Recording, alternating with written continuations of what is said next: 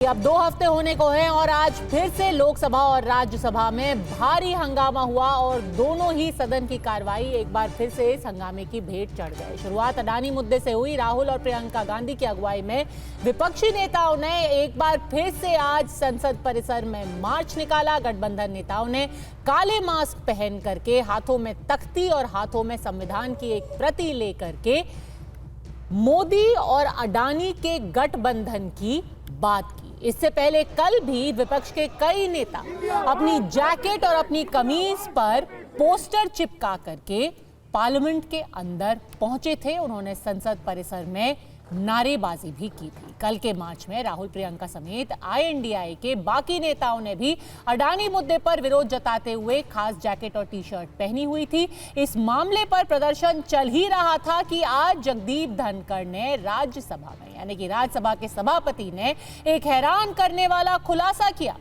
उपराष्ट्रपति ने बताया कि सीट नंबर 222 पर 500 रुपए के नोटों के बंडल मिले हैं। जब सिक्योरिटी चेक किया जा रहा था राज्यसभा के अंदर कल शाम को, तो ये नोटों की गड्डियां वहां पर मिली। ये सीट हम आपको बता दें, कांग्रेस के सांसद जो कि तेलंगाना से सांसद बने हैं राज्यसभा के, अभिषेक मनु सिंघवी को ये सीट दी गई। अब ये पैसा किसका है, कितना कुल पैसा मिला है, ये किसी ने बताया नहीं, पर सभापति ने ये जरूर कहा कि इस मामले की जांच की जा रही है। अभी तक यह भी साफ नहीं है कि ये नोट असली हैं या फिर नकली।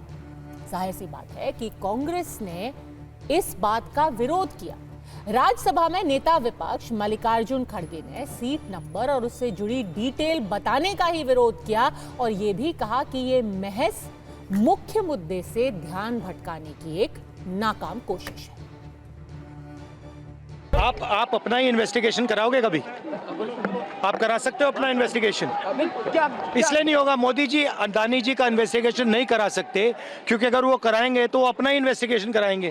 तो बड़ी बात राहुल गांधी ने यहाँ बहुत बड़ी है। मोदी और अडानी एक है, दो नहीं है, एक। I hereby inform, after the adjournment of the House yesterday, apparently a wad of currency notes was recovered by the security officials from seat number 222, presently allotted to Shri Abhishek Manu Singhvi, elected from the state of Telangana for the term 2024 to 2026, to ensure that investigation takes place in accordance with law, and the same is underway. Sir, yourself told that it will be investigated, and after investigation only you can come to the conclusion. Yes. We never objected that you should not investigate. Have we objected? Why Mr. Nadda should say that I am trying to suppress that matter? We never. You suppress so many things and you people do that. We don't do that. It is your quality. It is your quality.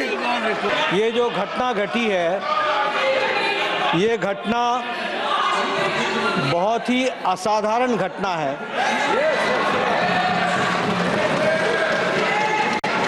और बहुत ही serious nature की घटना है। यह घटना पक्ष और विपक्ष में विभाजित होने के लिए नहीं है, यह सदन की गरिमा पर एक चोट है और सदन के कर्तृत्व पर एक तरीके से प्रश्नवाचक चिन्ह है। मुझे आप पर और आपकी रूलिंग पर पूरा भरोसा है कि इन्वेस्टिगेशन डिटेल में होगा और दूध का दूध, पानी का पानी होगा। 12:57 दोपहर में मैं हाउस के अंदर आया और 1 बजे हाउस राइज कर गया। अब मैं अटेंडेंस मार्क करके मैं अंदर घुसा, उसके 3 मिनट बाद हाउस राइज कर गया। 1 से 1:30 तक मैंने मिस्टर अयोध्या प्रसाद के साथ लंच लिया संगम कैंटीन में, और 1:30 बजे मैं वापस सुप्रीम कोर्ट आ गया क्योंकि कोई महत्वपूर्ण मामला था 2 बजे।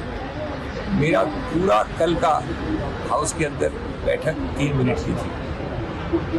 मुझे तो ये इतना हास्यास्पद लगता है, अगर ये गंभीर नहीं होता तो हास्यास्पद होता कि शायद हर मेंबरान की हर सीट पे एक एनक्लोजर बनना चाहिए कांच का, जिसके अंदर लॉक एंड की हो, तो जो मेंबर अंदर बैठे तो उसको खोल के बैठे, नहीं तो आजकल तो सीट भी खतरनाक हो गई है।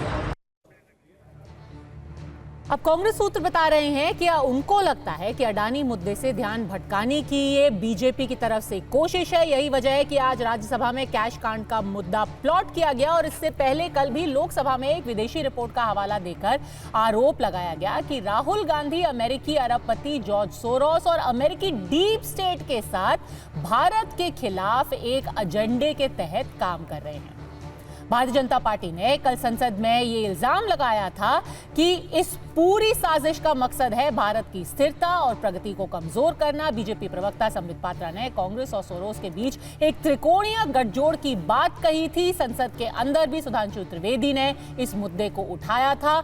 यहां तक कि भारतीय जनता पार्टी ने यह भी कह दिया कि राहुल गांधी पूरी तरीके से देशद्रोही हैं। इसके खिलाफ कांग्रेस पार्टी ने कड़ी आपत्ति दर्ज की। जो लोग जवाहरलाल नेहरू जिन्होंने 13 साल आज़ादी की लड़ाई में जेल में काटे, उनको देशद्रोही कह सकते हैं। जो इंदिरा जी को देशद्रोही कह सकते हैं, जिन्होंने पाकिस्तान को के 2 टुकड़े किए। तो अगर वो राहुल जी को ऐसा करें तो इसमें कोई नई बात तो है नहीं। और मुझे बहुत गर्व है अपने भाई पे। मेरे भाई के लिए देश से ऊपर कुछ नहीं है। वो 8,000 किलोमीटर की यात्रा उन्होंने की है, 4,000 किलोमीटर पैदल चले हैं कन्याकुमारी से कश्मीर तक इस देश की एकता के लिए। इसमें एक तरफ अमेरिका में बैठे जॉर्ज सोरोस उनकी फाउंडेशन है, त्रिकोण की एक बहुत बड़ी न्यूज पोर्टल है जिसका नाम OCCRP। आखिरी कोने में जो सबसे महत्वपूर्ण कोना जो हिंदुस्तान से संबंध रखता है, उस कोने में राहुल गांधी है, traitor of the highest order. मुझे आज LOP लीडर ऑफ अपोजिशन को देशद्रोही कहने में किसी प्रकार की कोई संकोच मुझे महसूस नहीं हो रहा है। तो अड़ी में फिर आज के प्रश्न है बिल्कुल सीधे। संसद में कैश कांड क्या अडानी मुद्दे से ध्यान भटकाने की चाल है? राहुल गांधी सोरोस कनेक्शन का आरोप का सच आखिर क्या है? संसद की कार्रवाई में बाधा कौन डाल रहा है और क्या ये सारे बहाने हैं संसद को किसी भी तरीके से ठप करने